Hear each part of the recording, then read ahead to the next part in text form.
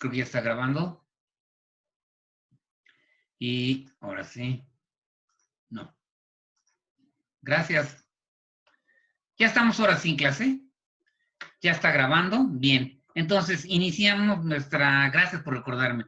Entonces, como decía yo, vimos propiedades del valor absoluto la vez pasada, definimos la distancia entre dos números y empezamos a hablar de cotas superiores, un conjunto acotado superiormente, y llegamos hasta el supremo. Tengo la impresión de que eso lo hice medio a la carrera porque yo quería terminar en la sesión anterior con eh,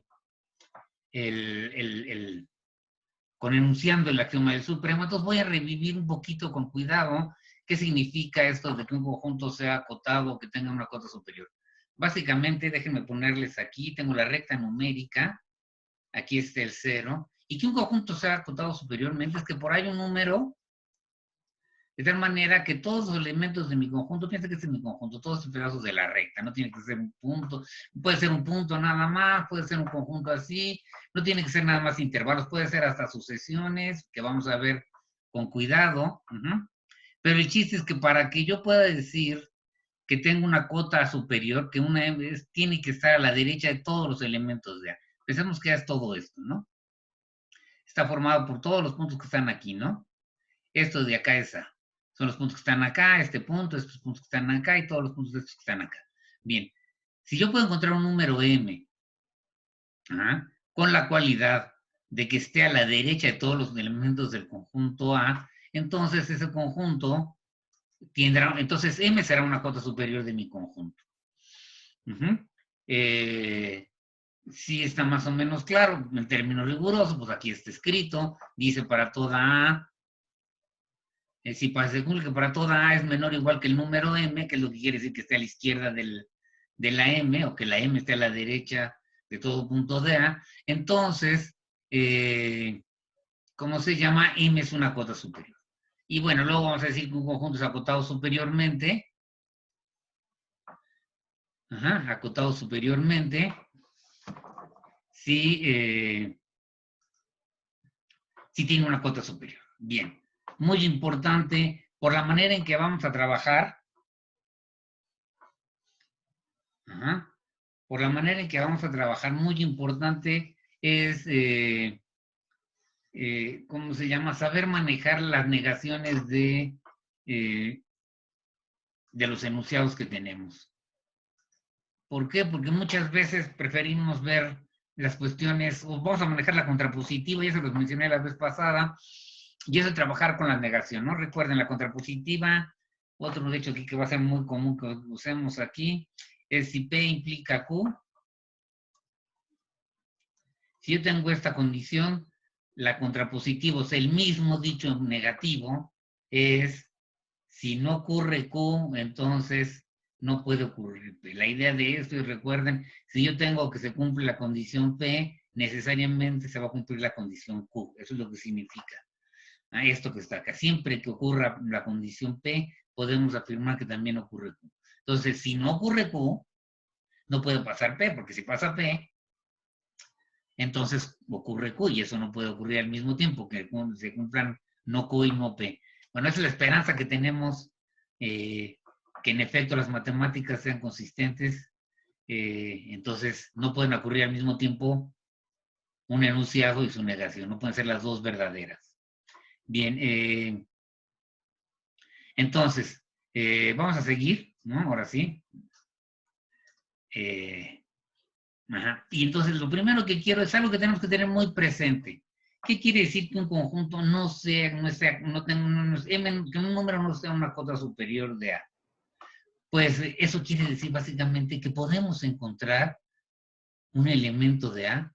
¿Cuál elemento? No sé. Si tenemos que enseñar un elemento, si nosotros podemos enseñar un elemento que esté en mi conjunto A, ¿no? En este conjunto, y que a su vez sea menor que M, entonces ya está que M no es cota superior. Si podemos encontrar un elemento de A mayor que M, entonces M no es cota superior. Entonces, una manera de decir que no es cota superior es decir, puedo encontrar un elemento de A que es mayor que mi número M. Bien, entonces, clara la negación de eso, vamos a ver la definición de supremo. Ajá. Aquí la tenemos. La definición de supremo. Déjame ver si tengo alguna observación. No, nada por el estilo. Básicamente, voy a requerir dos cosas para que yo tenga un conjunto cualquiera. Yo tengo aquí un conjunto A de números reales. ¿Qué conjuntos? Se les pueden ocurrir infinidad de formas de los conjuntos. No piensen nada más en intervalos. Piensen en números aislados. Piensen en los naturales. Piensen en los racionales. Todos esos son conjuntos. Piensen en los pares. Todos son conjuntos de números reales. Están dentro de los números reales.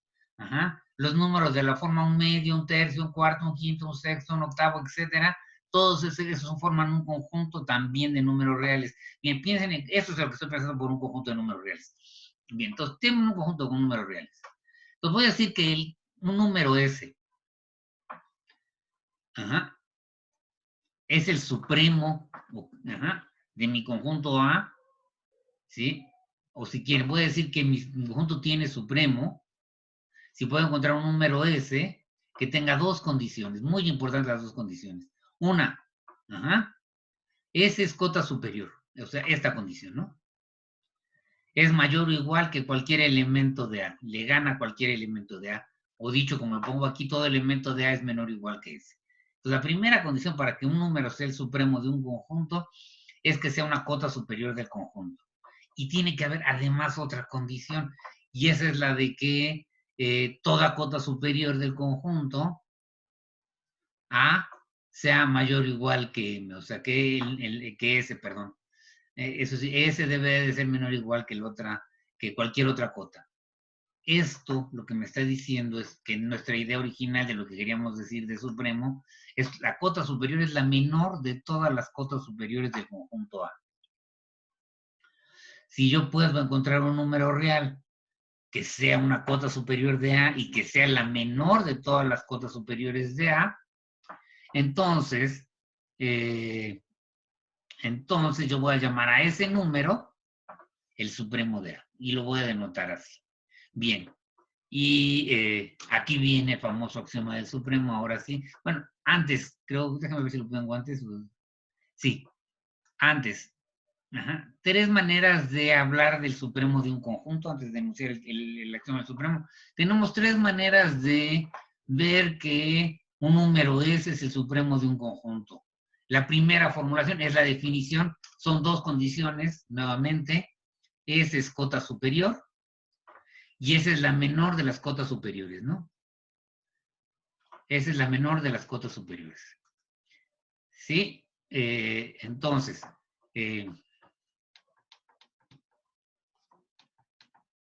déjenme.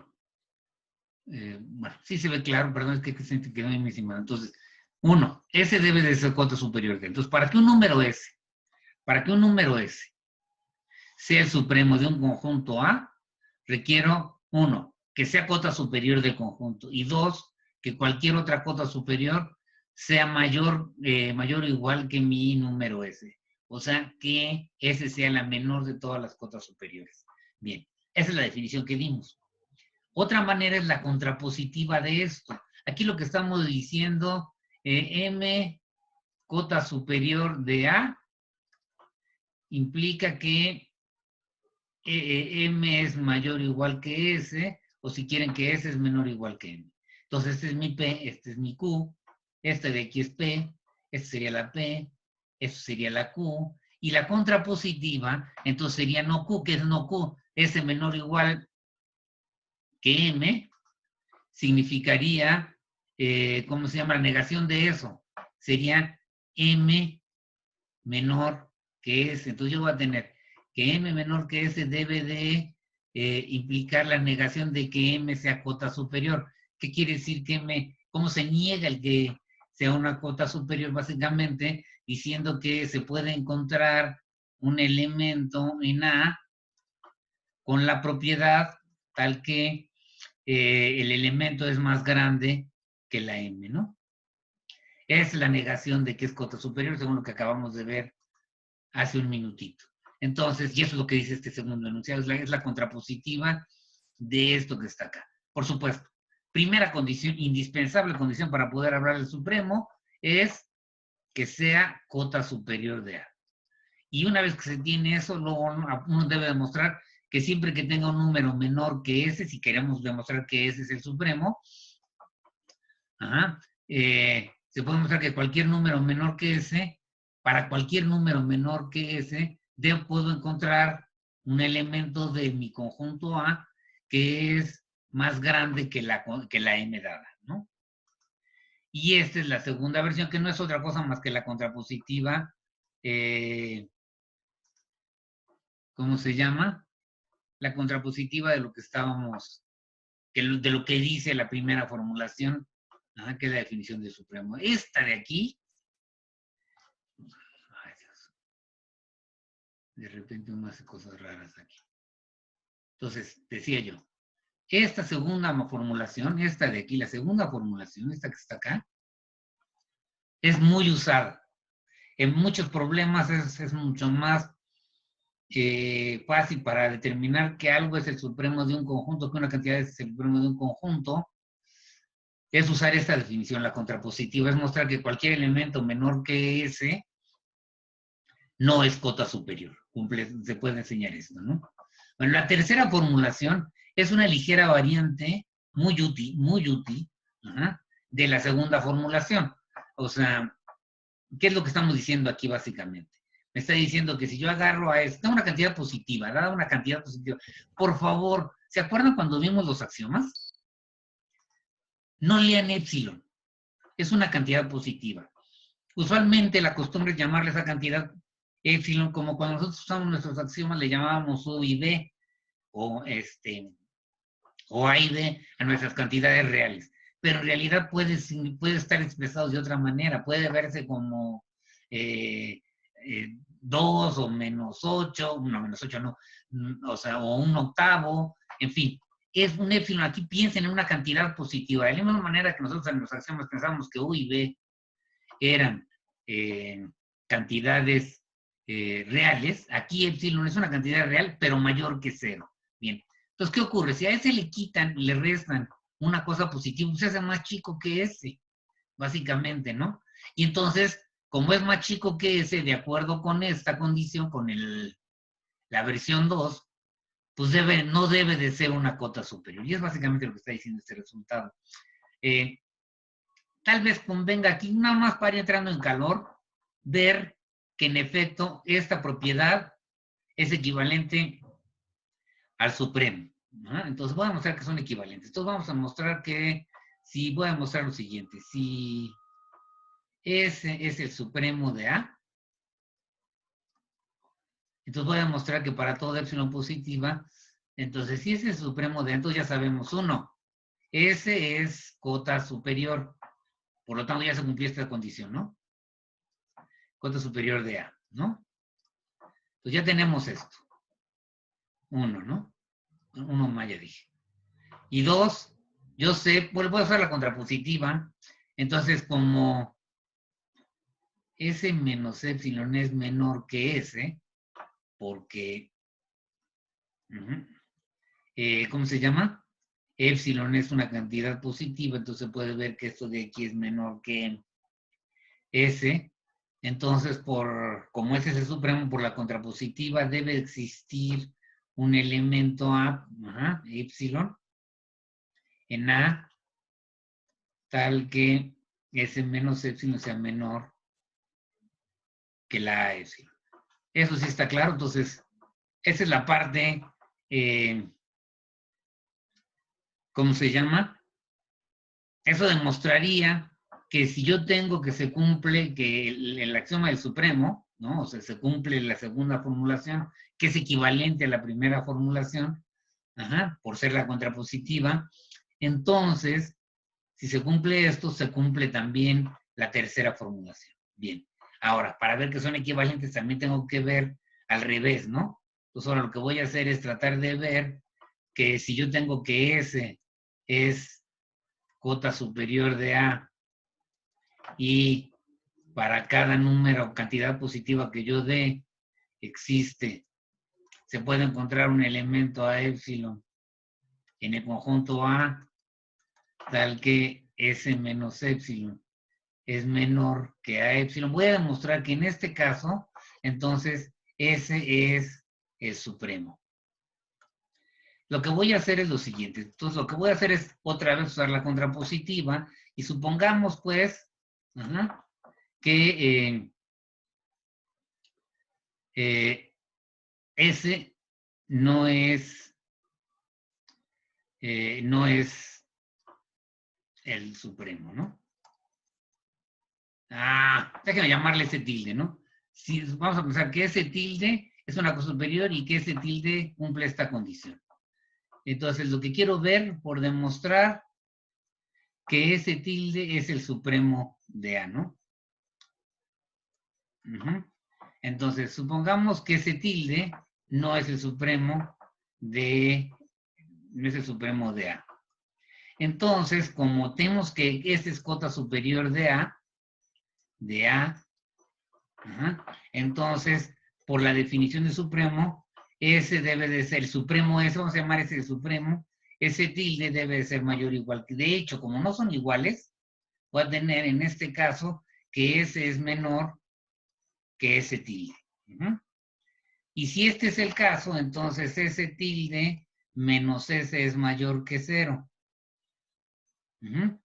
Esta es la cantidad positiva, esto es una cantidad positiva. Entonces, por lo que acabo de decir, es la cantidad positiva por esta condición. Y la cantidad positiva en este caso es ese tilde menos ese. Voy a tener que ese tilde menos ese, que debe existir como, esta es positiva, existe un A, una en A, vamos a llamarle una 0 en A, tal que a ese tilde le quitamos este número positivo y me debe dar menor que A0. Eso es básicamente lo que dice esta condición que está acá. ¿No? Si yo tengo una cantidad positiva, entonces puedo encontrar un elemento de A, tal que si yo me fijo en ese tilde menos el número, menos la cantidad positiva, eso va a ser menor que el número A. Entonces aquí tengo, esta es la cantidad positiva. Si yo se la resto a ese tilde, debe de haber un elemento de A. Pero si restan esto que está aquí, esto querría decir que S es menor que A0, si hacen estas cuentas, y A0 está en A. Y esto contradice el que sea el supremo, porque ese es el supremo, ¿no? O sea, ese tiene que ser cota superior. Y esto contradice el que ese sea el supremo. Entonces, lo que supuse, que fue esto, que ese no es el supremo, debe de ser falsa. Por lo tanto, ese tilde debe de ser el supremo. Y entonces ya tenemos que demostrado que tres formulaciones distintas, todas son equivalentes. Entonces, ¿qué necesito para que algo sea supremo? Bueno, una, que sea una cota superior. Eso en todos los casos. Dos, que sea la menor de todas las cotas superiores. O bien, que ningún número menor que sea una cota superior y que ningún número menor que ese número, sea cota superior. O bien que si yo ese número es cota superior y además cuando le quite lo que sea positivo, chiquito, grande, intermedio, lo que sea, si yo a mi cantidad ese le quito algo, lo que sea, una cantidad positiva, entonces, que es lo que está acá, ya no deja de ser cota superior. Entonces son tres formulaciones distintas del axioma del supremo, ¿no? Bien, voy a borrar aquí, porque luego se hace muy lenta, ¿no? Entonces vamos a borrar esto que vamos a poner. Y en efecto, entonces, tenemos tres maneras distintas de ver que algo es el supremo. Muy usada. Las tres son realmente muy usadas, según el problema que uno tiene. Bien, entonces, nos vamos para arribita. Si se fijan, ahora ya tengo pizarrón blanco y de alguna manera ya tengo mucho espacio, ¿no? Déjenme ser un poquito más grande, se me hace que se veía. Así supongo que se ve mejor. Bueno, antes de entrar a la definición del axioma del supremo, lo primero es ver que si yo tengo dos números reales uno más grande que el otro, A menor que B en este caso. Tengo dos cantidades reales distintas. Entonces, los correspondientes intervalos abierto,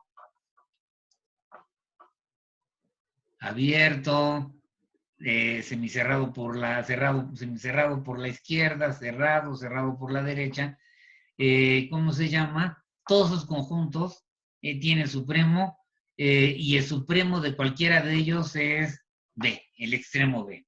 Entonces el sub de AB va a ser igual al sub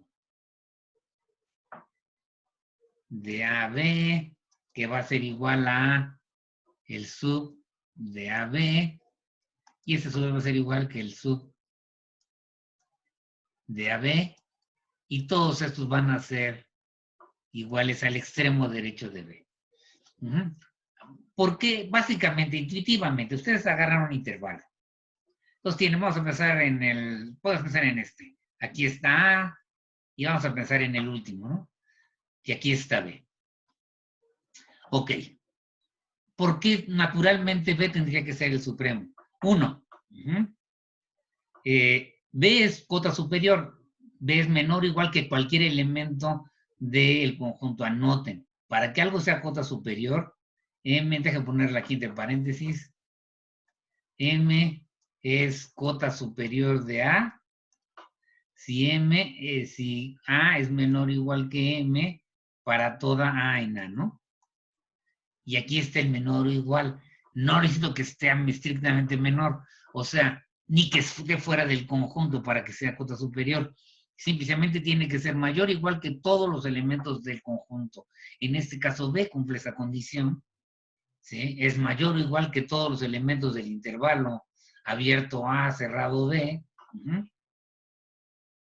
por lo tanto, es cota superior. Y 2, es casi claro del dibujito, que cualquier cosa menor que B, M menor que B, pues ya no puede ser cota superior porque aquí quedan puntos, ¿no? Todos estos puntos de acá están en el intervalo y son más grandes que M. Entonces, hay al menos uno, agárrense el que quieran de aquí. Agárrense el que quieran, este de aquí, y este número es un elemento en A que es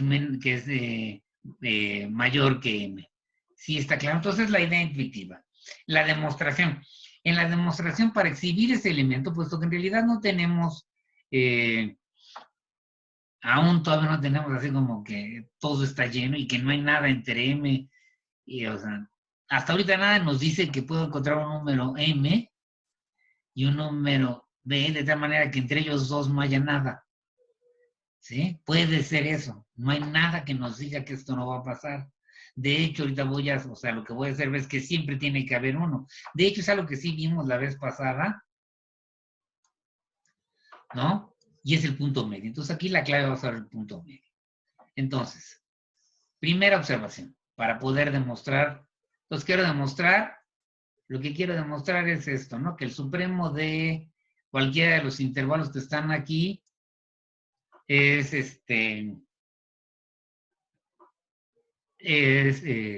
B, es el extremo B. Bien. Vamos para acá. Y bien, para hacerlo, primero que nada, entonces, lo que voy a hacer aquí es utilizar, bueno, ya, B es cota superior de cualquiera de los intervalos, vamos, de I es cualquiera de estos intervalos, es inmediato por la definición de cualquiera. Si es el intervalo AB, pues sabemos que todo elemento en este intervalo es menor que B, por lo tanto menor o igual que B, y lo mismo en este caso, lo mismo en este, aquí incluimos el menor o igual, y lo mismo en este. Entonces, primero, B es cota superior del intervalo I, piensen en cualquiera de estos, I es o este, es el abierto, el semiabierto, o el semicerrado, el cerrado, o el otro semicerrado. Piensen que I es cualquiera de esos, no voy a escribirlos todos, entonces vamos a pensar que I es cualquiera de ellos. Bien, entonces, ¿qué es cota superior? Es cota superior por la mera definición de estos conjuntos, ¿no? En todos los casos es el conjunto de todas las X mayores que A y menores que B, por lo tanto menores o iguales que B, todos los elementos de aquí, igual acá, en fin. Ya no lo voy a hacer, pero es claramente una cota superior. Entonces ya tenemos la primera parte. Muy bien, ahora vamos a ver la segunda versión y es la de que, vamos a suponer que M, ¿cómo se llama? Es menor que B. Vamos a demostrar que existe una, por demostrar así, vamos a demostrar por demostrar que existe un elemento en el intervalo I tal que M es menor que X. Eso es lo que quiero demostrar. Entonces no pierdan de vista. Quiero enseñarles un elemento de mi intervalo que sea más grande que la M. Entonces, primero, vamos a partir de que la M es menor que la B. Entonces, si se acuerdan, un resultado que sí necesito aquí, que demostramos es que si A es menor que B, entonces el punto medio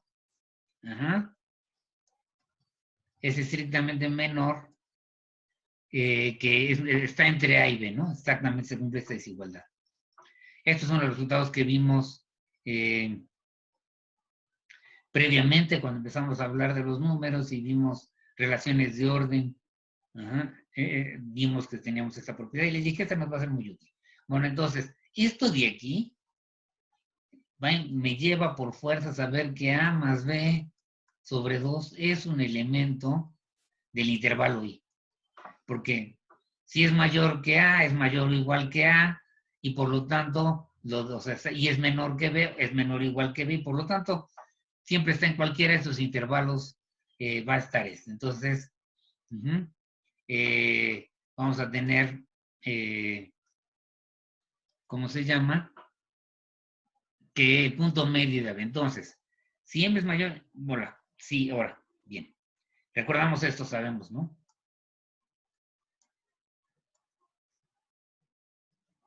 Sabemos que si esto pasa, entonces esto pasa. Muy bien. Entonces, si M es menor que A más B sobre 2, ya no. Ya quedó demostrado que hay un elemento. Tomamos, déjame ponerle aquí, tomamos X igual a más B entre 2, que es un elemento de I. Es un elemento de I. Y, ¿cómo se llama? Y M sería menor que A más B entre 2. Ahora, ¿qué es lo que puede ocurrir? La otra es si M, ya nos queda más que M sea menor o igual, perdón, al revés. Si nos queda que no ocurre eso, o sea, A más B entre 2 es menor o igual que M, entonces voy a tener necesariamente que A es menor o igual que M. Déjame ponerlo así, bueno, ahorita, perdón. Pues lo que voy a tener aquí es lo siguiente. Entonces me voy a fijar justamente, tomemos el punto medio entre M y B. ¿Está claro? Entonces, por lo que acabamos de ver, ¿cómo se llama?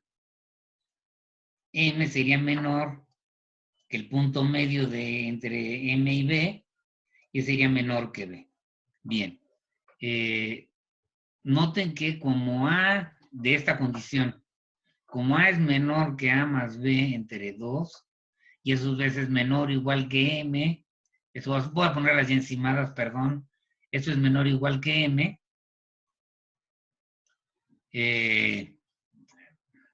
déjenme quitar eso que está ahí, déjenme ir más para abajo, no sé por qué estoy, ya está claro lo que queremos demostrar, ¿no? Entonces, ahora sí. Entonces, lo que queda es simplemente ver que este elemento que está aquí es un elemento del intervalo I. Bueno, entonces, primero, como A es menor que M, y M es menor que, es menor, otra vez, perdón. Como A es menor que A más B entre 2 y A más B entre 2 es menor o igual que M, tenemos que A es menor que M. Recuerden que si tienen transitividad y uno es menor, gana el menor al menor igual en la transitividad. Esas es las que tienen que demostrar de tarea, ¿no? En el orden. Entonces voy a tener A es menor que M. Y por lo que acabamos de hacer, Y entonces, y como m menor que m más b entre 2 y m más b entre 2 es menor que b, voy a tener que de esta de acá, a es menor que m más b sobre 2, y de esta de acá, vamos a tener que m más b entre 2 es menor que b. Eso quiere decir que x igual, en cualquiera de los casos, es x igual a m más b entre 2, es un elemento de mi intervalo. Ajá. Como es elemento del intervalo, como es un elemento del intervalo, es un elemento del es un elemento del intervalo y m es menor que este número. Y este sería, acabo de enseñarles entonces, un elemento en el intervalo que es más grande que m. Eso muestra que en efecto, si yo tengo que regresar hasta el principio, si yo tengo que m es un número menor que b, entonces en cualquiera de los casos, ya sea tomando, ¿cómo se llama? A más b entre 2, x igual a más b entre 2, obtengo un elemento del intervalo que es menor que es mayor que m, o en todo caso tomando m más b entre 2, que es un elemento del intervalo, ese va a ser mayor que m. Entonces en los dos casos, imposibles las dos situaciones, ¿no? ¿Qué vale? ¿Ya lo borré? Aquí, ¿qué hice?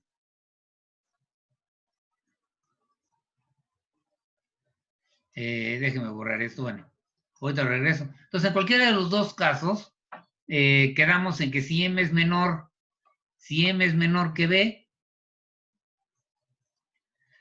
entonces hay un elemento, ya sea a más b entre 2 o m más b entre 2 en i, que es más grande que m. Por lo tanto, tenemos la segunda parte de la versión 2 del axioma del supremo. Bien, entonces borramos otra vez todo. Borramos. Vamos a borrar todo, porque luego se hace muy lento esto. Entonces, la idea es tomar el punto medio. En efecto, ¿qué es lo que esperamos? Siempre vamos a pensar, de hecho, casi con lo que estamos diciendo aquí, este argumento muestra que siempre podemos encontrar números reales. ¿Qué me pasé? No. Siempre podemos encontrar, entre dos reales siempre podemos encontrar otro número real. Y entonces ya tenemos demostrado que en efecto, el extremo derecho de un intervalo es el supremo del conjunto. Bien, entonces ya más o menos agarramos la onda, el feeling, un poquito el feeling, nunca se agarra el feeling bien a la primera, o sea, trabajen mucho con esta idea de supremo y las tres variantes del supremo. Hay muchos problemas que les voy a dejar que tienen que ver con eso. Bueno, entonces, el axioma del supremo. ¿Qué dice el axioma del supremo? Es el último de los axiomas que le vamos a pedir a los números reales. Entonces, los axiomas de los números reales tienen las 10 propiedades algebraicas más la distributividad. La ley distributiva son 11 axiomas algebraicos. Tiene 5 axiomas de orden, ¿no? Recuerdan la tricotomía, la transitividad, el que podamos sumar lo que sea, que podamos multiplicar por una cantidad positiva y no se altere el orden de la desigualdad, y el de que el 0 es menor que el 1. Entonces eran los axiomas de orden, y vimos un montón de cosas que se pueden deducir de ellas. Y ahora vamos a ver un axioma más, sería el axioma 17, si mis cuentas no me fallan, que sería el axioma del supremo. Y ese nos dice que si yo tengo un conjunto cualquiera de números reales, todo conjunto de números reales, no vacío, primera condición, que sea no vacío. 1. Si es no vacío, diferente del vacío, y acotado superiormente, cualquier conjunto de números reales que sea diferente del vacío y que esté acotado superiormente, tiene un supremo. O sea, va a existir un número real en R. Quiere decir que va a existir un número real que es el supremo de mi conjunto. Y ese es el famoso axioma del supremo. Uh-huh. Más o menos es una idea razonable, ya que piensa lo que es el supremo. Siempre puedo encontrar un número, o sea, que ya no haya números menores que ese, que sean cotas superiores. De hecho, si pensamos en el ejemplo del intervalo, casi esto resalta a la vista como obvio, pero no lo es. ¿Por qué pedir no vacío? Es que aquí hay problemas de lógica extraños. Por ejemplo, piensen en el conjunto vacío. Entonces, ¿se acuerdan qué quiere decir que algo no sea cota superior? Que pueden enseñar un elemento del conjunto, M no es cota superior de A, sí y solo sí, déjenme ponerlo aquí para que lo recuerden, pueden encontrar un elemento de A tal que ese elemento le gana, es mayor que M. ¿Sí está claro? Si A es el vacío, si esto ocurre, ¿no? Entonces, ustedes tendrían que no pueden encontrar un elemento de A menor que M.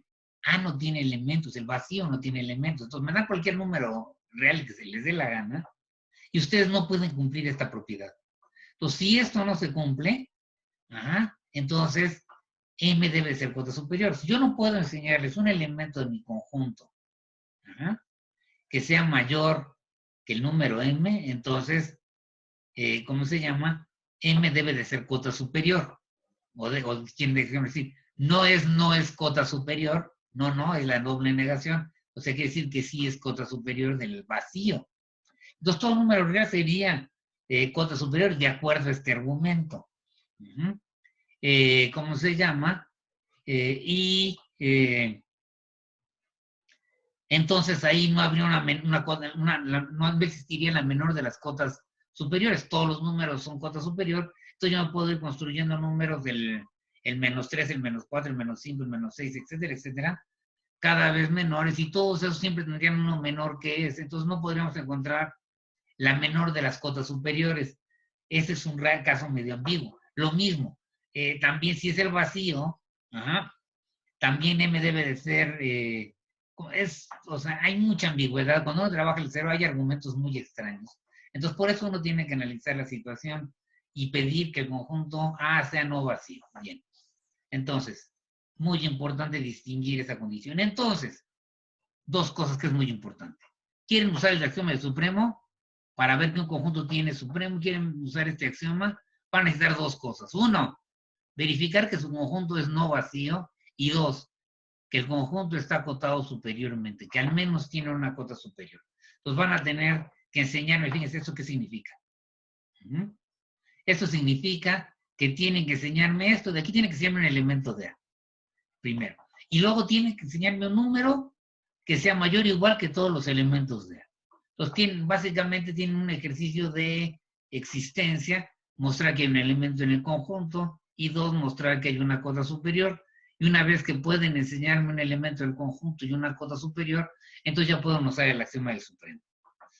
Para garantizar que hay un número que es el supremo, ¿no? Hay un supremo, un número real que es el supremo, ¿no? Que es la menor de todas las cotas superiores. Bien, vámonos con, ¿cómo se llama? La primera consecuencia del axioma del supremo. Y la primera consecuencia, los números naturales no son acotados, cosa que resulta evidente, pero yo los invito a que usando, ¿cómo se llama? Los axiomas que hemos visto establezcan que en efecto los naturales no son acotados. Sí, sabemos que si tomo el 3, entonces ese, o sea, el 4 es más grande, y luego el 5, y luego si tengo n, el n más 1 es más grande. Pero nadie me dice que no haya por ahí un número real que sea más grande que todos los números naturales. Entonces, de hecho, no podemos hacerlo con los axiomas, al menos yo no puedo hacerlo de los previos axiomas. Sin la axioma del supremo yo no podría demostrar esto. Es lo que quiero decir. Y según yo, nadie puede hacerlo. Porque si no puedo yo, nadie puede. No, no es cierto. No, en verdad requieren del axioma del supremo para establecer esto. Entonces vamos a demostrar esto y el axioma del supremo Vamos a suponer, y la demostración es por reducción al absurdo. Entonces vamos a hacer la reducción al absurdo por contradicción. Vamos a llegar a algo que es una contradicción, a algo que es falso. Entonces nuestro supuesto va a ser falso. Entonces supongamos que los naturales son acotados. Ese es nuestro supuesto. Muy bien. ¿Qué puedo decir en este caso? Pues eso quiere decir que existe un número, perdón. Entonces, tenemos son acotados. Como el 1 es en el elemento de los naturales, entonces, esto afirma que, ¿cómo se llama? Que los naturales pues no son vacíos, no es un conjunto vacío, porque tiene elemento, y esta condición que está aquí de que no sean acotados, que son acotados, me está diciendo que debe de existir una M, un número real, tal que para toda n en los naturales, n es menor o igual que el número n. Bien, entonces tenemos las dos condiciones, m es no vacío, m tiene una cota superior y por lo tanto debe de tener supremo. Entonces existe un número s en los reales tal que ese debe de ser el supremo de los números naturales. Recuerden, todo esto es bajo el supuesto de que los números naturales son acotados. Bien, entonces vamos a tener un número S. Muy bien. Por la versión 3, ¿no? Pues ya sabemos que S, todo n, entonces tenemos que para todo número natural, la primera condición, n es menor o igual que S, es cota superior de los naturales. Bueno, eso ya lo tenemos. Y la segunda condición, voy a usar la versión 3, la equivalencia 3, es que como tengo lo siguiente, tenemos esto y como 1 es mayor que 0 es positivo, entonces, ¿se acuerdan lo que dice? Debe de existir un elemento, un N0, perdón, un N0 en los naturales, un N0 en los naturales, saben que se hace en esos naturales, ¿no? Un N0 en los naturales está tal que S menos 1 es menor que N0, ¿no? Es la definición, da una cantidad positiva, como ese es el supremo y de acuerdo con la propiedad de para cualquier cantidad positiva, el 1 por ejemplo, debe existir un N, aquí porque el N0, un número N en los naturales, más grande que ese menos 1. Aquí la epsilon es 1. En lugar de epsilon es el 1. Entonces puedo tener esta condición. Pero esto de aquí me va a llevar a que S es menor que N0 más 1. ¿Y eso qué quiere decir? Como N0 es un elemento de los naturales, sé por las propiedades naturales que N0 más 1 también es un elemento de los naturales y S es menor que N0 más 1. Como N, perdón, voy a tener lo siguiente, como N es un elemento de los naturales y S es cota superior, tengo por un lado que, déjenme poner aquí la rayita, que N0 más 1 debe de ser menor o igual que S, porque S es cota superior de todos los naturales, pero por el otro lado de aquí, S es menor que esto. Y esto, la tricotomía, esto contradice la tricotomía. Esto es un absurdo. ¿Sí? No puede ocurrir que sea menor, igual y mayor que. Si es menor, no puede ser mayor. Si es igual, no puede ser menor. Perdón. ¿Sí? En fin, por tricotomía no puede ocurrir esto. Eso contradice la tricotomía. ¿Y eso qué quiere decir? Que mi supuesto es falso. Por lo tanto, como el supuesto es falso, ya podemos concluir que los naturales no son acotados. Bien, entonces,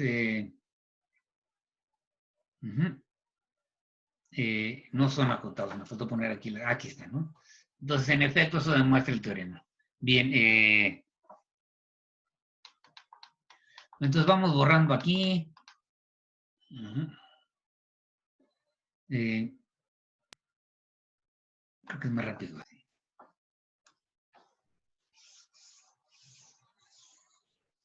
Entonces ya quedó demostrado que los naturales no tienen cota superior. Y entonces vamos a ver algunas consecuencias casi inmediatas de este resultado que van a ser muy utilizadas, ¿no?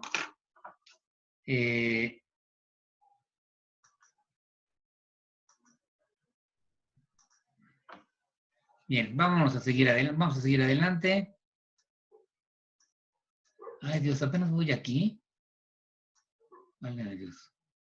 Bueno, consecuencias inmediatas del axioma del supremo. Para todo número real debe existir, aquí déjenme ponerle una n, ¿no? Aquí es n mayúscula. En realidad, para que quede bien, aquí no sé por qué, debe existir una n mayúscula.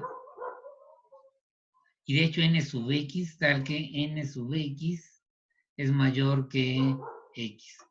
No n minúscula, porque más adelante vamos a ver, de hecho ahora que ya vamos a empezar a ver sucesiones, espero la semana que entra,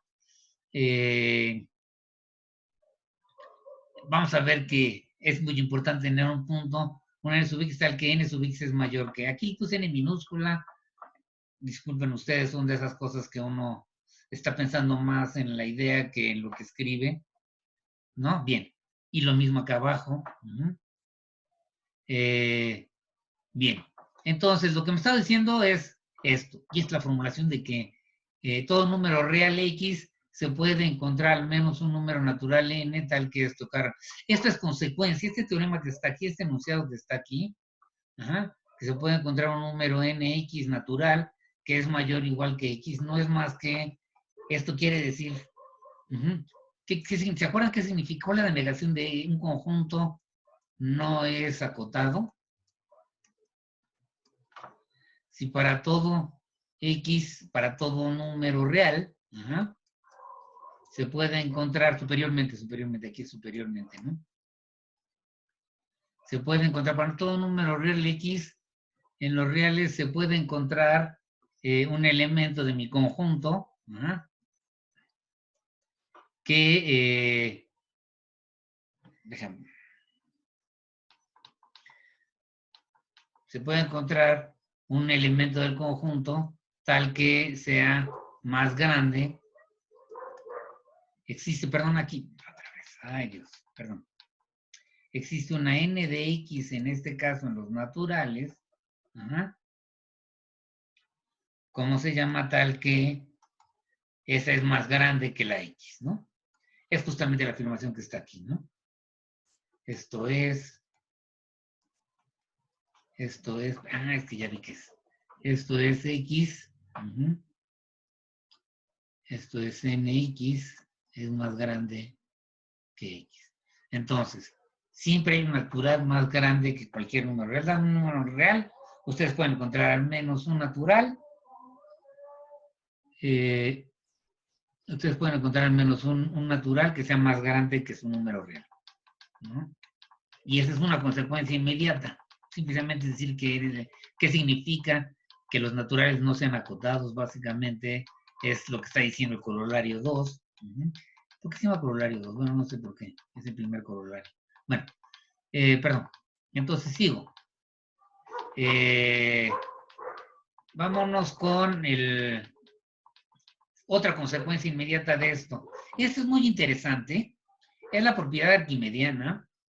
Y yo la menciono como de poquito en poquito se llena el jarrito. Es una manera de hablar de la propiedad arquimediana.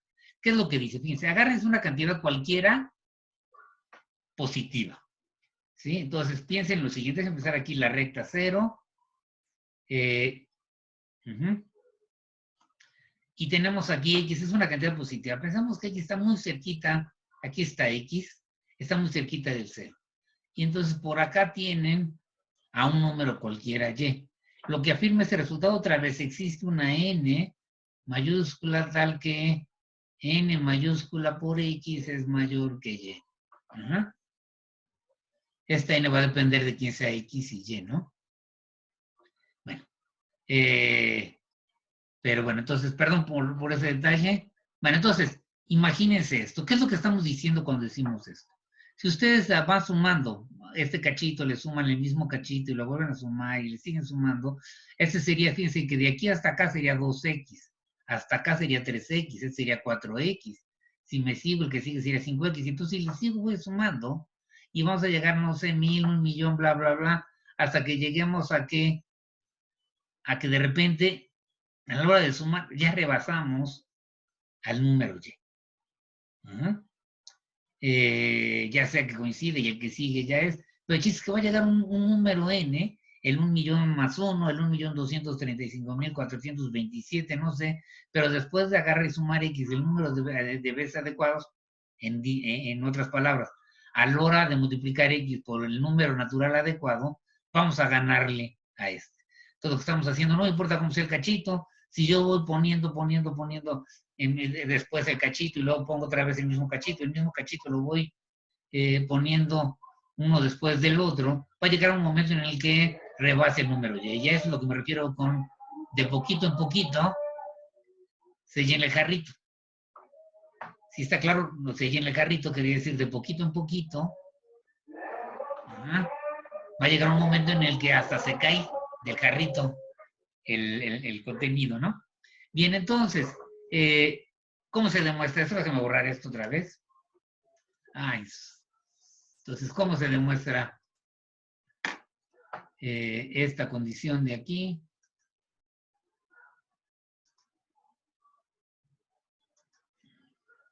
Pues es consecuencia del anterior, ¿no? Como x es mayor que 0,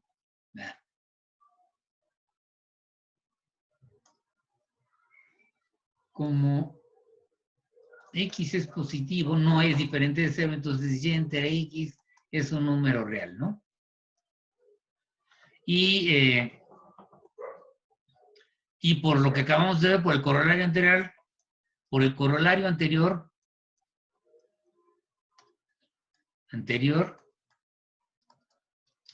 debe de existir una n, un elemento de los naturales, tal que, vamos a ponerlo así, y entre x es menor que n. O si quieren, esto es, n es mayor que y entre x. E inmediatamente de aquí, pues multiplican por x, que es una cantidad positiva. Pues no se altera el orden de desigualdad y me va a quedar n por x es mayor que y. Nuevamente, esta n, la voy a considerar mayúscula. Por lo que vamos a ver más adelante, ¿no? Ahorita podrían decir, no me importa, pues es lo mismo. Aquí sí, en el corolario 4, en el tercer, este corolario de acá, va a ser consecuencia del corolario anterior. Déjame poner el corolario anterior. Y entonces el siguiente corolario es que si ustedes me dan cualquier cantidad positiva, insisto, si es una cantidad positiva, no es, se llama epsilon, es una cantidad positiva. Entonces puede ver, no sé, por ejemplo, les doy un número, vamos a llamarlo que se llama epsilon. Entonces, epsilon entre 2 también sería una cantidad positiva, si la cantidad de epsilon es positiva. Entonces, sería una cantidad positiva, y entonces yo la puedo poner aquí. ¿Sí está claro? Entonces tengo, para cada número positivo que yo dé, voy a poder encontrar un natural n, de tal manera que, ¿cómo se llama? Que para todo n en los naturales mayor o igual que la n mayúscula, se cumple esto. Básicamente la idea de la demostración o la demostración de eso es la siguiente. Apliquemos el teorema, el coro, usando el corolario anterior, este que está acá arriba, coro 3 en estas notas. Entonces con x igual a la epsilon, o sea, la cantidad positiva, y y igual a 1, ¿qué me dice esto? Existe entonces una n mayúscula, que lo voy a llamar n sub epsilon, ¿no? N sub x, en los naturales tal que n, le voy a quitar el subépsilon por épsilon, es mayor que 1, ¿no? Dicho esto es, ¿qué? Esto de querer decir que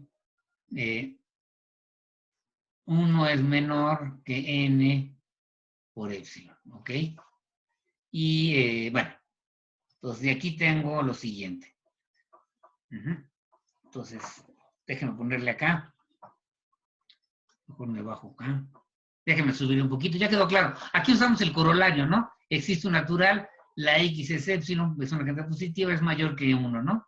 Eso quiere decir esta condición ahora. Si yo tomo, entonces, y si yo tomo n, o más bien déjenme ponerlo así, para toda número natural n, tal que n es mayor o igual que esta n épsilon, ¿qué voy a obtener? Pues entonces que n por épsilon, ¿no? Aquí es subíndice, aquí es por, bueno, n sub épsilon voy a ponerlo, aquí es n sub épsilon, aquí es sub épsilon por épsilon, ¿cómo se llama? Es menor o igual, porque esto que épsilon es positiva, que n, ¿cómo se llama? Por la misma épsilon, ¿no? Y entonces de aquí me va a quedar que para toda n tengo esta condición. Pero esto de aquí me va a quedar entonces que para todo número natural, con n mayor o igual que n épsilon, se va a cumplir lo siguiente, que uno es menor, uno es menor que de esta desigualdad, y esta por transitividad me va a quedar que uno es menor que n por épsilon. Y como n es un natural, esto es mayor que 0, y como cualquier natural es mayor que 0, recuerden, los naturales son el 1, 2, 3, etcétera, como cualquier natural es mayor que 0, pueden dividir o de usar el recíproco, multiplicar por el recíproco para concluir que 1 entre n, multiplican por el recíproco de n, que o sea, es positivo, no se altera la desigualdad y lo que les va a quedar es esto, multiplicado por 1 entre n, les va a quedar esta desigualdad que está acá, que es la que queríamos demostrar. Aquí está, ¿no? ¿Para qué? Para todo número n mayor o igual que n épsilon, ¿no?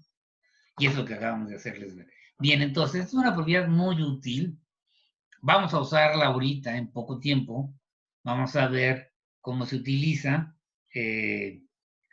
esta propiedad y va a ser fundamental cuando veamos sucesiones. El primer ejemplo de una sucesión convergente va a estar dado por la sucesión 1 entre n y este resultado que está aquí es fundamental. Déjenme entonces otra vez borrar todo lo que está aquí para poder continuar bien. Déjenme más para arriba. Entonces, como ven, muchos resultados de esas afirmaciones que uno hace casi naturalmente sobre la relación entre los números naturales y los reales no son tan inmediatas. No las podría yo tener si no tuviera el axioma del supremo. Bien. Pues sin el axioma del supremo, ninguna de estas cosas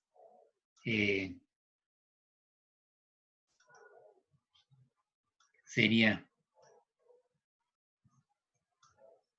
posible, ¿no? Esas afirmaciones pues se derivan del axioma del supremo.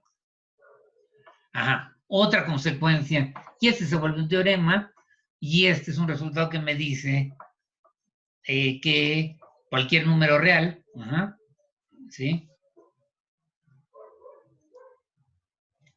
Que cualquier número real siempre queda entre dos enteros consecutivos, ¿no? Tengo un entero y el que le sigue, ¿no? Dos enteros consecutivos, y entonces siempre se va a cumplir que el número real es menor o igual que un entero y menor que el siguiente, ¿no? Eso es lo que afirma este teorema, cosa que parece evidente, ¿no? Y, ¿cómo se llama? pero tiene sus detallitos. ¿Cómo se demuestra? Vamos a considerar mi conjunto A, vamos a considerar el siguiente conjunto, el conjunto de todos los enteros, tales que, ¿cómo se llama? M es menor o igual que mi número X. Ese va a ser mi conjunto A sub X. Serían todos los enteros menores o iguales que M. Bien. Déjenme hacerlo en el caso, voy a hacerlo en el caso primero para fijar ideas, caso en que X es mayor que 0. Ajá. ¿Sí? Después veo el caso en el que es menor o igual, mayor o igual que 0, ¿no? Entonces, bueno, entonces voy a hacer lo siguiente, voy a utilizar el axioma del supremo para mostrar que existe, que el conjunto AX tiene un supremo. ¿Qué necesito ver? Primero enseñarles un elemento de A. Como X es mayor o igual que 0, X es mayor o igual que menos 1. Por lo tanto, ¿esto qué quiere decir? Que menos 1 es menor o igual que X. Y esto, como menos 1 es un entero, quiere decir que menos 1 está en A sub X. Entonces ya tenemos que demostrado, y esto implica que A sub X es diferente del vacío. Ya les enseño un elemento, a ver este que está acá. Luego, bien, falta ver que el conjunto es acotado superiormente. Eso está claro. Pues para toda M en A sub X se cumple que M es menor o igual que X, y por lo tanto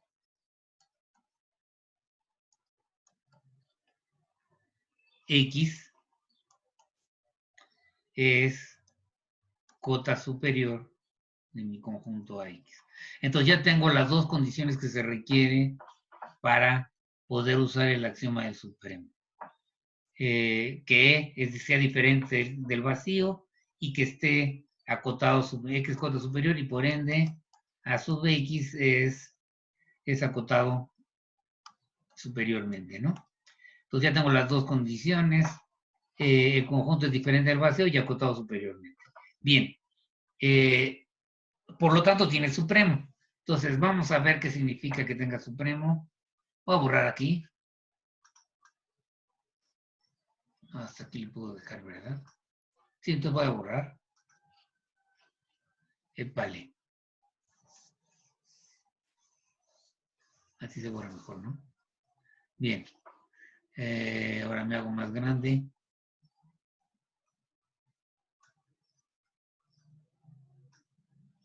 No tanto. Ahí así. Y nuevamente vámonos para acá.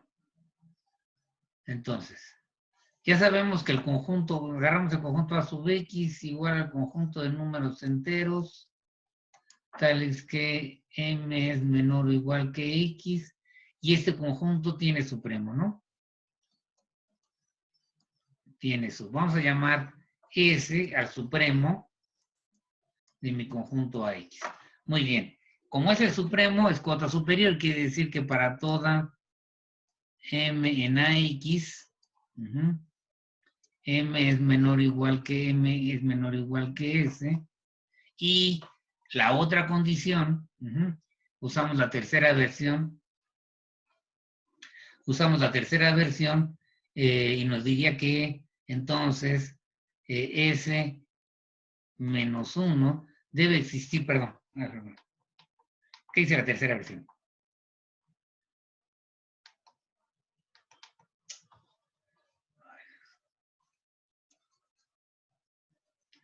Se está poniendo cada vez más lento.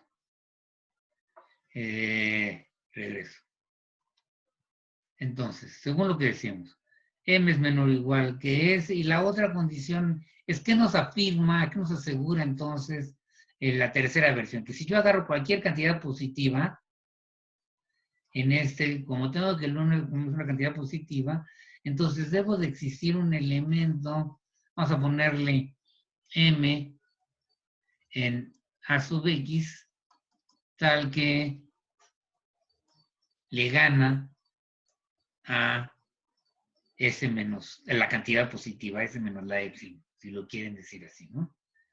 Eso es porque esto de aquí es porque es el supremo, ¿no? Si es el supremo, entonces primero es cota superior y segundo, para cualquier cantidad positiva debe existir un elemento en el conjunto que es más grande que S menos la cantidad positiva. El supremo menos la cantidad positiva. Bien, ¿esto qué significa? Entonces, esto me va a llevar a lo siguiente, que S es menor que M más 1. Y ahora sí, ¿no? Dejo ponerle aquí para que sea bonito. Entonces existe un M1. M1, no se va a ver bonito por aquí. M1, ¿sí? Tal que ocurre esto. Bien. Entonces, y aquí ya acabé. Fíjense. ¿Qué voy a obtener? Primero, como S es menor que M1 más 1, eso quiere decir que M1 más 1 no puede estar en mi conjunto, porque acuérdense que el supremo es cota superior, porque se cumple esta condición, ¿no? Para todo elemento de mi conjunto. Este no la cumple. Entonces, ese no puede estar en mi conjunto. Por lo tanto, esto no está... estos rayones. Entonces, este M no está en mi conjunto X. ¿Qué quiere decir eso? Que M... por supuesto, como M1 es un entero, M más 1 es un entero, entonces tenemos que, ¿cómo se llama? Que X debe de ser menor que M1 más 1, ¿no? ¿Sí? No puede estar en el conjunto, quiere decir que no es uno de los enteros menores o iguales que X, es decir, es un entero más grande que X. ¿Ok? Y como M1 es un elemento de A, aquí está, voy a obtener que M1 es menor o igual que X. ¿Qué concluyo de estas dos? De estas dos desigualdades, pues que M1 es menor o igual que X y X es a su vez menor que M1 más 1, que es justamente lo que quería demostrar, ¿no? El que esté aquí M1 quiere decir que M1 es un entero y ya quedamos que es la demostración. Y entonces lo que acabo de hacerles ver es que en efecto hay un entero, ¿cómo se llama? Que es menor o igual que X y menor o igual que M menos 1. Todo esto lo hice bajo el supuesto de que X era mayor o igual que 0, ¿no? ¿Qué pasa si X es menor que 0? Entonces, uno primero, el único detalle por el cual era importante considerar esto es para ver que tenía yo un elemento en el conjunto. O sea, yo tengo, ¿se acuerdan por qué utilicé eso? Tengo AX, otra vez sería el conjunto de todos los números enteros, tales que M es menor o igual que X, ¿verdad? Quería enseñarles un elemento aquí. Entonces, si X es mayor o igual que 0, no hay problema. Ahora, si X es menor, o sea, ¿cómo se llama? Es menor que 0, entonces menos X es mayor que 0 y por lo tanto menos X, perdón, es más fácil, ¿no?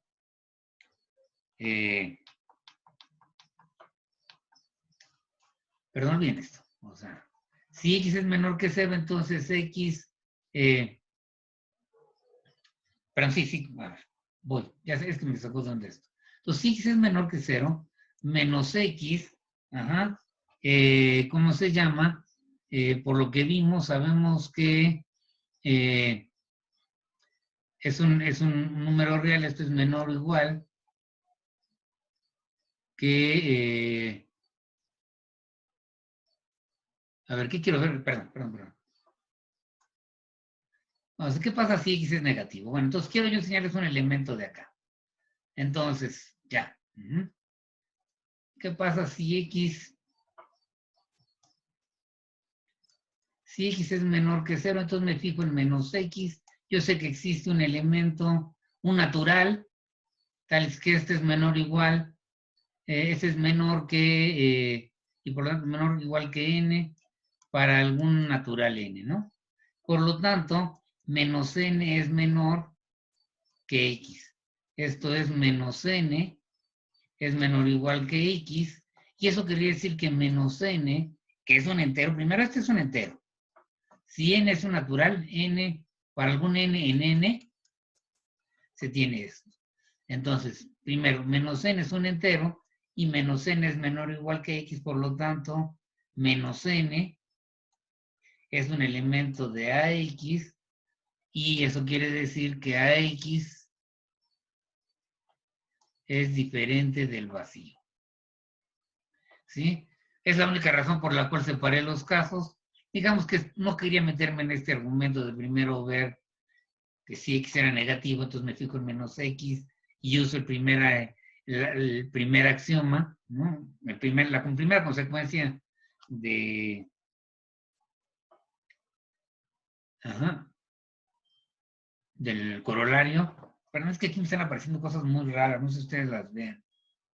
Eso me está medio sacando de onda, no sé por qué.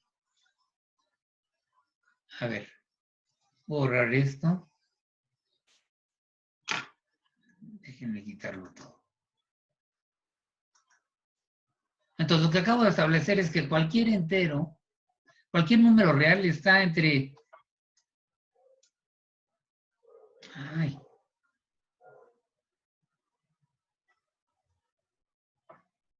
Está entre dos enteros consecutivos. Ajá. Y siguiendo este orden. Es menor o igual que el primero y estrictamente menor que el segundo. Siempre se pueden escribir así. Muy bien. Entonces ya tenemos ese resultado. Otra vez consecuencia del axioma del supremo. Ajá, demostramos que el conjunto era diferente del vacío. Y bien. Como señor, y era acotado superiormente, y entonces con eso podemos usar el teorema del supremo, y la versión 3 nos saca de apuros. Muy bien. Entonces, vamos a irnos ahora. Esto se llama, yo le diría que es la misma burra, nada más que revolcada. Y es la definición de ínfimo. Ajá. El concepto de ínfimo es el análogo al concepto de supremo, excepto que en vez de pensar en encontrar números más grandes que todos los elementos de mi conjunto, quiero encontrar números menores que todos los elementos de mi conjunto A, que es la definición que destaca. Y en este caso, en vez de hablar de una cota superior, hablo de una cota inferior. O sea, lo que estoy pensando es ahora, tengo mi conjunto A por acá, no sé, este es A, y en vez de estar pensando en un número más grande que A por acá, de este lado, ¿no? De este lado de acá, lo que quiero es pensar en los números que están del otro lado, que son menores que A. ¿Sí? Y eso en vez de llamarle cota superior, le llamamos cota inferior. El número m es menor o igual que cualquier elemento de mi conjunto A. Bien, entonces eso le llamamos una cota inferior. Un conjunto es acotado inferiormente si tiene una cota inferior. Esencialmente son el mismo tipo de ideas que ya hemos visto, nada más que ahora, en vez de pensar en cosas que están por arriba de mi conjunto o a la derecha de mi conjunto, voy a pensar en números que estén a la izquierda de mi conjunto. Y entonces voy a redefinir el supremo, el ínfimo ahora, ya no va a ser supremo. Ahora voy a fijar en todas las cotas inferiores. Me voy a fijar en todas las cotas inferiores de mi conjunto. Todos los números que están para acá, acá. ¿Sí? Me fijo en todas las cotas superiores y inferiores y me voy a fijar en cuál sería la más grande. Hay una que sea la más grande. Aquí como que en el dibujito se ve que esta debe ser la más grande de las cotas inferiores. Y esa cota inferior le vamos a llamar el ínfimo. Entonces, ¿qué es el ínfimo de un conjunto? Pues es un número real con la propiedad de que es una cota inferior del conjunto A y que cualquier cota inferior, ¿no? Mu de mi conjunto A debe de ser menor o igual que el número I, al que yo digo que va a ser el supremo. Si estas dos se cumplen para un número I, esas dos condiciones, es decir, el número I es cota inferior y toda cota inferior es menor o igual que mi número I. Si esas dos condiciones se cumplen, entonces a ese número I yo le llamo el ínfimo del conjunto A. Bueno, entonces, no es más que, es el mismo tipo de idea, de hecho, el mismo tipo de argumentos, excepto que ahora el orden de las desigualdades se invierte, ¿no? Y ahora vamos a poner aquí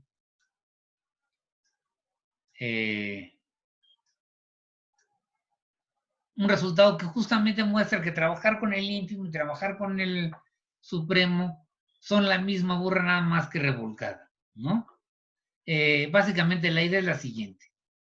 Si yo tengo un conjunto A no vacío, ¿no? Vamos a anotar al conjunto, el negativo de A, del conjunto A, es el conjunto de todos los números X. Aquí va el número de X tales que el negativo de X está en A. ¿Quién es este conjunto? Bueno, déjenme empezar aquí al 0. Y vamos a empezar, si este es A, entonces menos A está acá. Si, por ejemplo, tenemos algo así como 0 y por aquí está A, vamos a ponerle que es algo por acá. Por aquí esto es A, entonces el negativo de A, voy a pintar otra vez la recta, me va a quedar, pues volteo todo. Recuerden que el negativo es como el opuesto con respecto al 0, ¿no? Y es como reflejar entonces, el negativo sería reflejar con respecto al 0, al origen, a mi conjunto A. Desde el punto de vista intuitivo, sería esto. Así se vería A, este sería menos A, ¿no?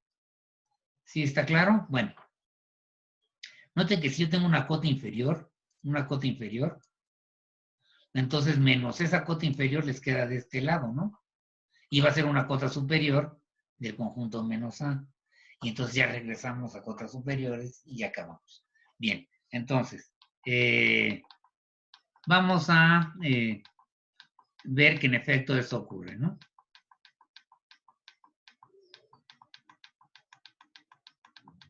Entonces ya tenemos más o menos la idea de por qué voy a manejar este conjunto menos A, porque realmente si yo tengo el ínfimo de A menos el ínfimo de A, va a ser como el supremo de A, que es justamente lo que dice este resultado. Si yo tengo un conjunto de números reales no vacío y acotado inferiormente, entonces el conjunto menos A es no vacío y acotado superiormente. Además, ¿cómo se llama? Si M es cota superior de mi conjunto original, lo que les acabo de decir, entonces menos M es cota superior de menos A. O sea, lo que estoy diciendo es lo siguiente, lo que acabo de mencionar. Tengo mi conjunto no vacío, tengo una cota inferior de mi conjunto, entonces el negativo de esa cota inferior va a ser una cota superior para, ¿cómo se llama? Para el conjunto menos A. Y eso implicaría básicamente lo que queremos ver. Si M es una cota inferior, entonces esto que está aquí es básicamente, la demostración se basa en esta en consecuencia de esto último, ¿no? Aquí lo quiero hacer explícito. Bien, ¿cómo demostramos ese resultado? Vamos acá. Observar dos cosas. Yo tengo lo siguiente, para toda y, X, hay que ponerle Y mejor. Para toda Y en mi conjunto A, se cumple que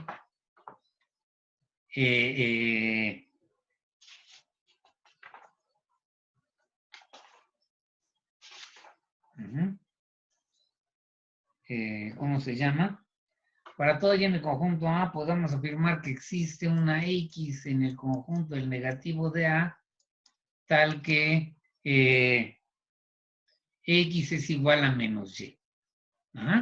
Y, por supuesto, lo mismo, dicho, para toda X en el negativo de A, vamos a encontrar una Y en el conjunto A, tal que Y es igual a menos X. Entonces, estos son nuestros puntos de partida. Hablar del conjunto, el negativo de A, lo puede formular uno diciendo esto, que es equivalente a decir esto, ¿sí? es nuestra definición, de la definición. Menos A. ¿Quién es la definición? Tomas una Y en A y entonces, ¿qué quiere decir eso? Básicamente que menos Y está en el negativo de A. Es lo que dice acá arriba, ¿no? ¿Sí está claro? Bueno, esa manera de decir lo que está acá arriba, ¿no? Nada más que ahora se llama Y, ¿no? Tomo Y un elemento de, entonces menos Y es un elemento de,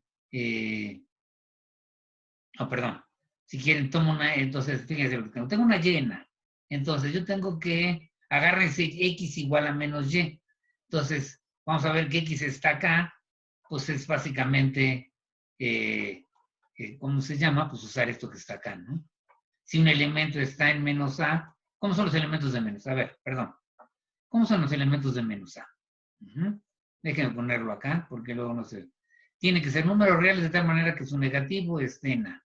Entonces, yo tengo un elemento en A y me fijo en su negativo, en menos Y. Su negativo es Y. Si Y está en A, entonces su negativo, entonces vamos a mostrar, ok, voy despacito. Primero, ¿qué significa esto que está acá? Entonces, si yo tengo una Y en A, me voy a fijar en menos Y. ¿Qué propiedad tiene menos Y? Como el negativo de menos Y es Y y está en A, esta definición me dice que menos Y cumple con esto que está acá arriba, ¿no? El negativo de esta cantidad,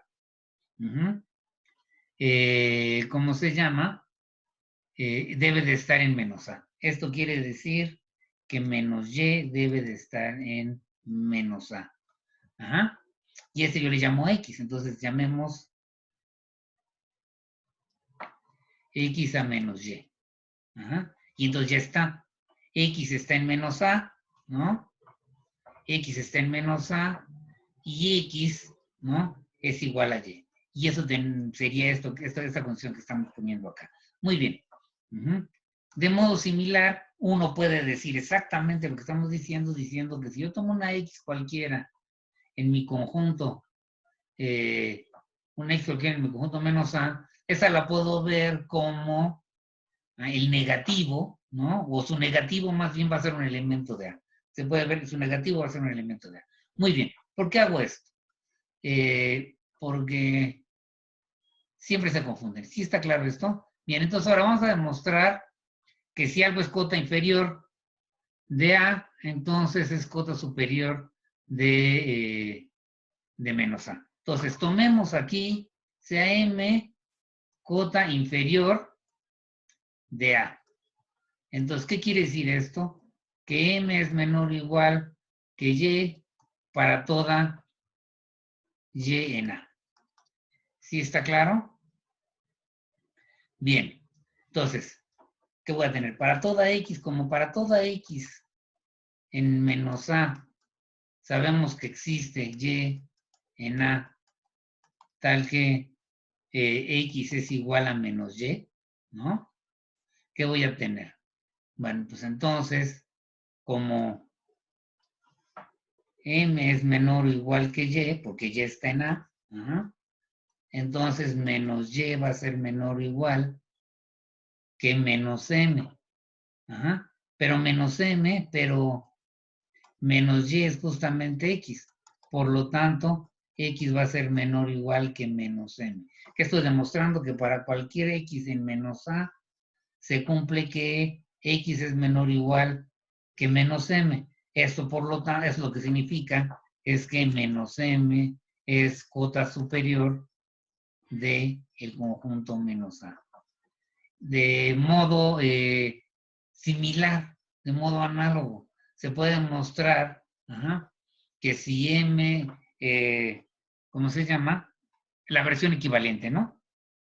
Bien, entonces, ya demostramos que cualquier cota inferior de mi conjunto es, de mi conjunto A es su negativo, es cota superior del negativo de mi conjunto, valga la redundancia.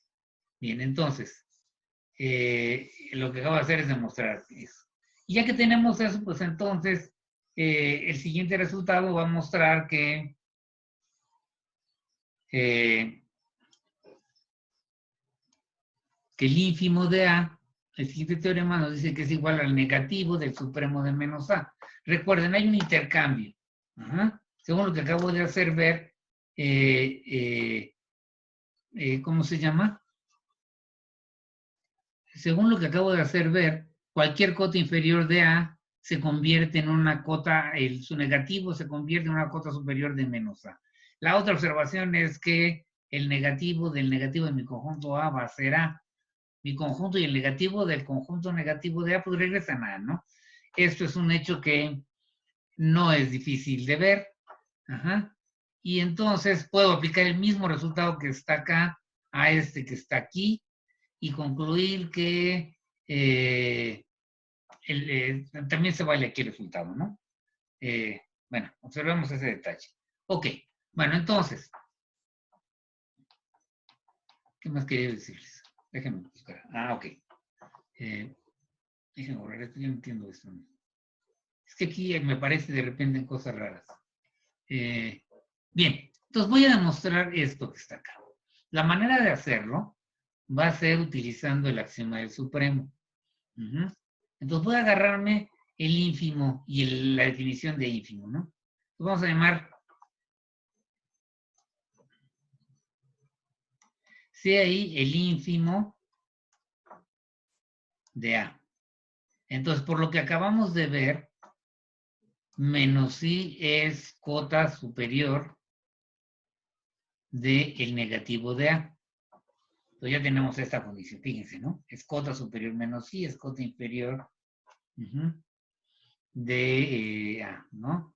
Ahora, también, ¿qué quiere decir esto? ¿Sí? Por lo tanto, si M...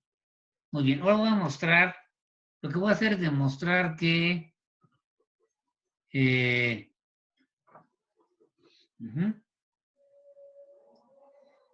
Entonces tomamos el ínfimo y lo que quiero demostrarles es, ¿eso qué quiere decir? Bueno, tomamos el ínfimo. Ahora voy a demostrarles que en efecto menos I es el supremo.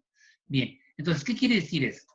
Que I es menor o igual que Y para toda Y en A. La primera condición es que es cota superior. ¿Sí está claro? Y esto, lo que acabamos de ver ahorita, ¿no? Pero de aquí inmediatamente tenemos que lo siguiente, ¿no? Para toda llena. Muy bien. Otra vez. Va. Entonces ahora, lo que acabo de hacer ahorita. Perdón. Es que aquí hay algo que me aparece a mí en mi pantalla que no estén viendo, que me saca un poquito de onda. Bueno, va. Entonces, ya tenemos que menos I es cota superior. Es más o menos el argumento de lo que está arriba. Muy bien, ahora vamos a ver. Sea, voy a mostrar esta propiedad aquí. Entonces, sea M,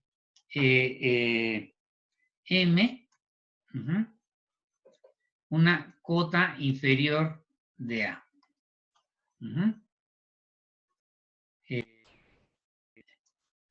Entonces, bueno, antes de esto, bueno, sí. Antes de esto, vamos a llamarle de alguna manera el supremo de sea S el supremo del negativo de A. Muy bien. Entonces, de aquí inmediatamente, primera condición. Entonces, el hecho de que este sea cota superior, de que menos I sea cota superior, ya implica que debe de ser más grande que el supremo. Entonces, ya tengo esta primera condición. Bien, ahora, por el otro lado, como es el supremo, entonces yo tengo que para toda Y en A implica que existe X en el negativo de A, tal que Y es igual al negativo de X. Muy bien. Como X está en menos A, Ajá. ¿Cómo se llama? Entonces, X debe ser menor o igual que S. Ajá. Y por lo tanto, menos S debe de ser menor o igual que menos X, que es igual a Y. Dicho en otras palabras, para todo elemento de A, se cumple que menos S es menor o igual que ese elemento Y de A. Y esto quiere decir que menos S es cota inferior de A. Para todo elemento de A, menos S es menor o igual que esto. Entonces, y aquí tengo que, y esto por la definición de ínfimo, esto quiere decir, voy a ponerlo acá arriba, que menos S es menor o igual que I. Ajá. Y entonces esto de aquí me va a decir que menos I es menor o igual que S. ¿Sí está claro? Entonces, ¿qué tengo acá? Tengo que S es menor o igual que menos I y que menos I es menor o igual que S. La tricotomía me dice que la única manera en que se cumplan estas desigualdades es porque son iguales. Entonces diríamos que menos I debe de ser igual a S, o si quieren I debe de ser igual a menos S. Muy bien, ¿quién es I? Es el sub de A. ¿Quién es S? Es el sub de menos A. Y ya está demostrado que el ínfimo de un conjunto es igual al negativo del supremo del menos A. Ajá. Bien, entonces, vamos a borrar. Sí quedó más o menos claro. Ya no sé si no les veo las caras, entonces no sé si les quedó claro. Va. La idea es, primero, si es el ínfimo, entonces es cota superior de menos A, perdón, si es el ínfimo es cota inferior de A, y por lo que acabamos de mostrar, menos I es cota superior de menos A. Cualquier cota superior de menos A debe de ser más grande que el supremo de menos A, ¿no? Debe ser mayor o igual que menos A. Entonces se cumple esta desigualdad. Por el otro lado, si yo me fijo en menos S, de la propiedad del supremo, menos S es menor o igual que esto, que menos X para toda X en menos A. Dicho de otra manera, para cualquier Y que yo agarre en A, yo voy a tener que, lo puedo escribir como un menos X, y entonces tendría yo que menos S va a ser menor o igual que ese Y. Y esta condición de aquí me está diciendo que menos S es cota inferior de A. Como es cota inferior de A, pues debe de ser menor o igual que el ínfimo. El ínfimo es la mayor de las cotas inferiores. Entonces debe de cumplirse esta desigualdad, que es la que pongo aquí. Si multiplican por menos, les queda esta de acá. Entonces tienen esta desigualdad y esta desigualdad obliga a que sean iguales, ¿no? Dicho de otra manera, va a ocurrir esto y es lo que queríamos demostrar. Bien, entonces, hablar del ínfimo es esencialmente, de hecho, el mismo tipo de argumentos que usamos para ver que algo es el supremo, funcionan para ver que algo es el ínfimo. Y si no les gusta trabajar con el ínfimo, ¿cómo se llama? Entonces agarren su conjunto menos A y busquen el supremo de su conjunto menos A, y ya saben que el negativo de ese supremo es el ínfimo de su conjunto. Entonces, ¿sí? Para trabajar con el ínfimo, las mismas ideas que para trabajar con el supremo, excepto que ahora el orden es por abajo, es menor o igual, ¿sí? ¿Cómo se llama? Y si no les gusta, pues siempre pueden trabajar con el supremo. Esa es la alternativa que les da este teorema. Bien. Entonces, pues no voy a decir mucho más del ínfimo. Es la misma idea, como dije, es la misma burra, nada más que revolcada.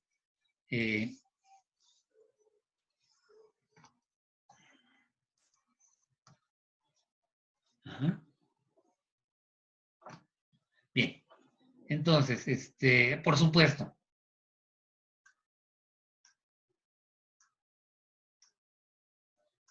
Ahora vámonos a... bueno. Entonces, cuando uno habla de un conjunto acotado superiormente, una cota superior, o puede hablar de una cota inferior o un conjunto acotado inferiormente. Bueno, y también, entonces le ponen un apellido. Cuando uno nomás dice el conjunto es acotado, sin apellidos, o sea, sin decir acotado superiormente, sin decir acotado inferiormente, lo que va a significar para nosotros en este curso, cuando yo diga un conjunto es acotado, es que ocurren las dos cosas. Es acotado superiormente y también es acotado inferiormente. Sí queda más o menos claro. Entonces, si no tiene apellido, yo digo, es acotado, sin decir superiormente o inferiormente, quiere decir que cumple las dos cosas. Como quien dice, un conjunto A es acotado si tiene las dos propiedades, la de que tiene ínfimo, la que es acotado superiormente y la de que es acotado inferiormente. Por supuesto, lo que acabamos de ver ahorita, todo conjunto acotado, no vacío, va a tener tanto ínfimo como supremo. No hay más que decir, simplemente es señalar aquí lo que solemos hacer cuando no le ponemos apellido a la palabra acotado, ¿no? Es así, si no le ponemos acotado superiormente o no le ponemos acotado inferiormente, en nuestro curso y de aquí en adelante, si no lo decimos explícitamente, que es acotado superiormente o que es acotado inferiormente, estaremos diciendo que se cumplen las dos cosas. Mucho cuidado cuando escriban sus respuestas en los exámenes semanales.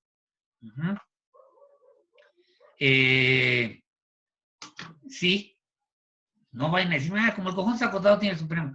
Puede que no sea acotado inferiormente, entonces no pueden decir acotado, tienen que decir acotado superiormente. ¿Sí está claro? Bien, déjenme seguir.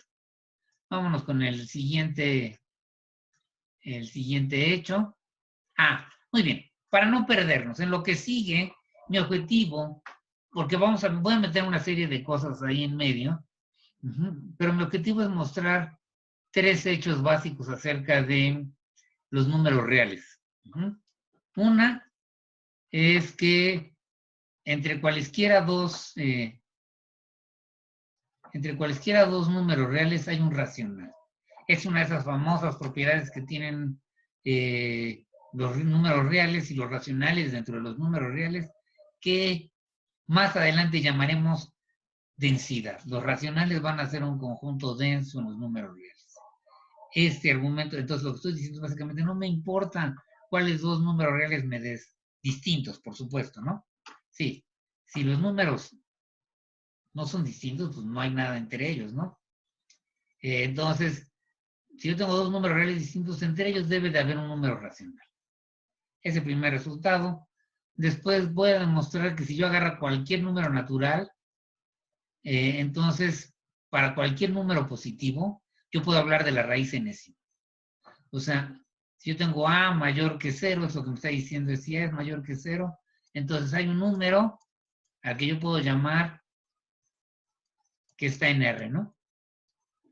La raíz enésima de A, donde n es cualquier número natural. Obviamente nos interesa que n sea mayor o igual que 2, ¿no? Cuando n es igual a 1, pues no hay nada, ¿no? Entonces, la siguiente es la existencia de la raíz enésima de cualquier número positivo. Y el tercer resultado tiene que ver con algo que han usado toda su vida. Si ustedes agarran un número real, ¿no? Déjenme pensar, lo pueden desarrollar en forma decimal. Por ejemplo, si yo les digo, ¿quién es pi? ¿Qué les enseñaban en sus escuelas que está mal? Pi es 3.1415, ¿no? 3.1416. A mí me enseñaron que pi era 3.1416. No.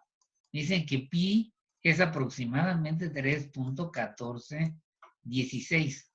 De hecho, uno puede ver que pi lo pueden aproximar por 3.1415,9 y no sé qué más dígitos.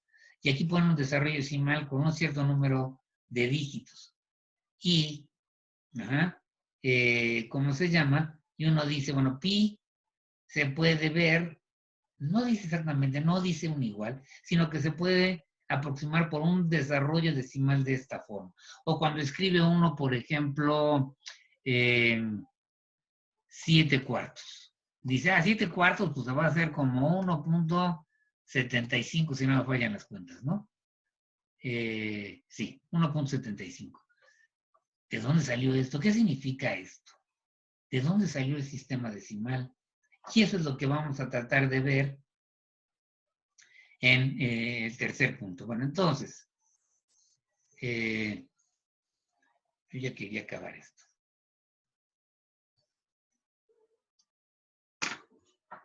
Déjenme quitar esto. Entonces, hasta donde hemos llegado aquí, vamos a ver estas tres. La primera de las tres, digamos que es la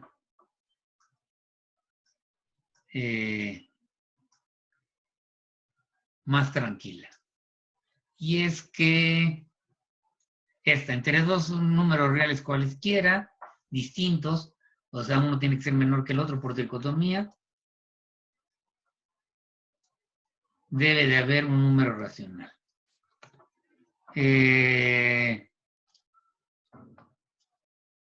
Ya no sé si me dé tiempo de dar el argumento. La próxima clase me voy a ir un poquito rápido, con un perdón, porque yo ya quería acabar hoy con todo lo que tenga que ver con el Supremo, demostrar esos tres. Entonces, lo que quiero ver ahora, vamos a quedarnos aquí, pendiente, es la demostración de estas tres propiedades de los números reales. Que entre cualesquiera dos números reales distintos hay un número racional, que para cualquier cantidad positivo, para cualquier número real positivo, va a tener una raíz enésima, una raíz cuadrada, una raíz cúbica, una raíz quinta, etcétera, ¿no? Vamos a demostrar ese. Y finalmente después vamos a demostrar que todo número real tiene un desarrollo decimal. Entonces aquí le voy a parar el día de hoy. Y ya la próxima sesión,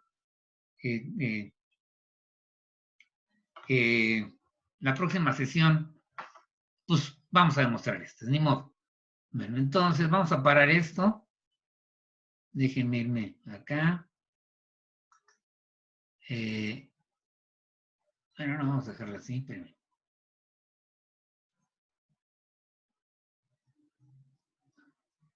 A ver, ¿cómo quito? Aquí está. Detener grabación.